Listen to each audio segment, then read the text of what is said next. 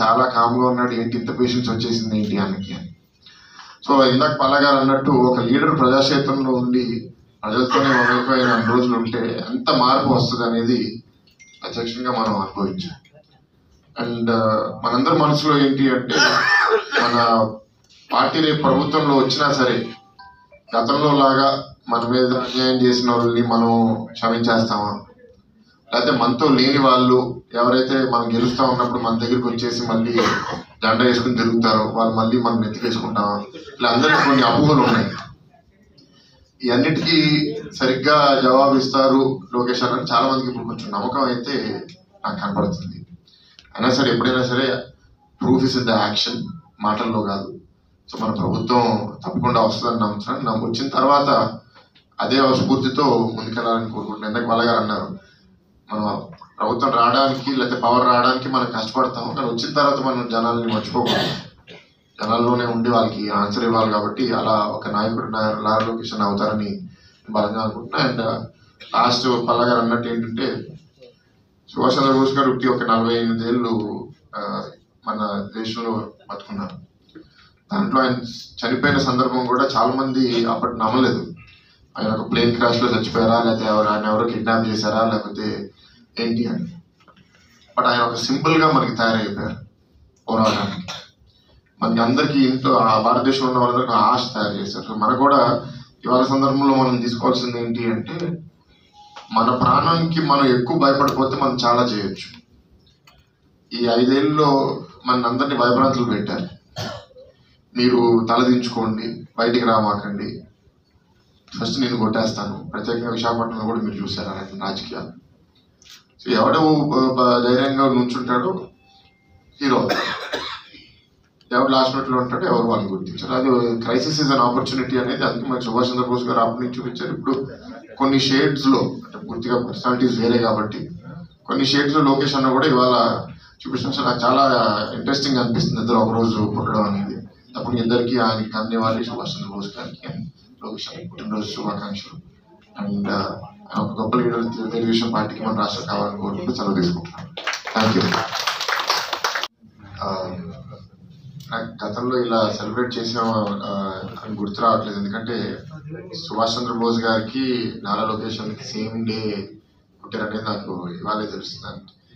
And వాళ్ళిద్దరిలో similarities కూడా కనపడుతున్నాయి కొన్ని.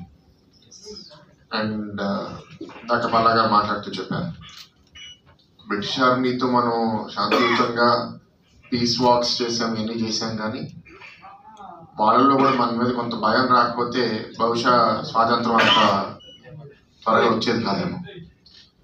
సో మనం ఆ టైంలో కత్తి పట్టుకోవాలి, గన్ పట్టుకోవాలి అనే ఒక ఉద్దేశంతో ఒక ఆర్మీని తయారు చేసుకుని ఇతర దేశాలకు వెళ్ళి ఒక వెపన్గా తయారైన సుభాష్ చంద్రబోస్ గారు ఈ రోజు పుట్టడం. అండ్ మళ్ళీ మన పార్టీలో ఇవాళ ఏంటంటే, కాలం బట్టి ఎవరో ఒక ఎమర్జ్ అంటారు కాబట్టి మన రాష్ట్రంలో ఇప్పుడు వైఎస్ఆర్సీపీ మనం ఎప్పుడు చూడని ఒక పరిపాలన గత 30 ఏళ్ళుగా తీసుకొచ్చారు కొత్తగా మళ్ళీ.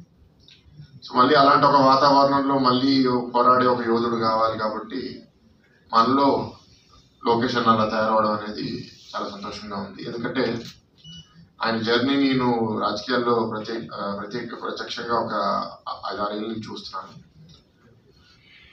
అప్పుడు ప్రభుత్వంలో ఉన్నప్పుడు, దాని తర్వాత ఓడిపోయిన తర్వాత ఆ వాతావరణంలో అంతా ఏంటంటే ట్రోల్స్తో విపరీతంగా ఆయన మీద పప్పు అని చేశారు.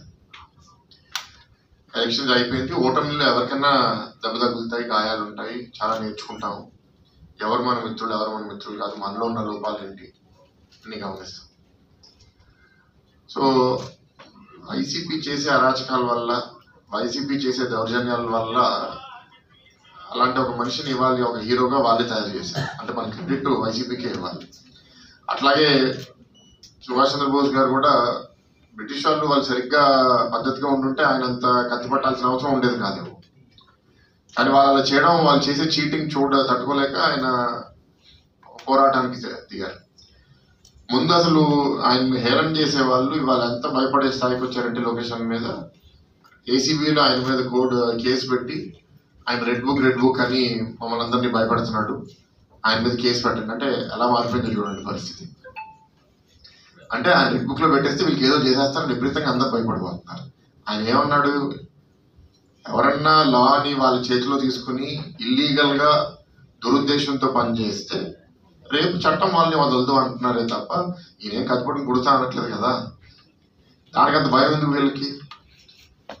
అండ్ పాదయాత్ర మొదలుపెట్టినప్పుడు అసలు ఎవరు జనాలు లేరు, అసలు ఏం చేయలేడు లోకేష్ అని బయట వాళ్ళు అంటుంటే, మన దగ్గర ఉన్న కొందరు లీడర్స్ కూడా ఫస్ట్ నెల ఆయన అబ్జర్వ్ చేసి నా దగ్గరకు వచ్చి మళ్ళీ సెపరేట్ గా చెప్పేది ఏంటంటే, ఎక్కువ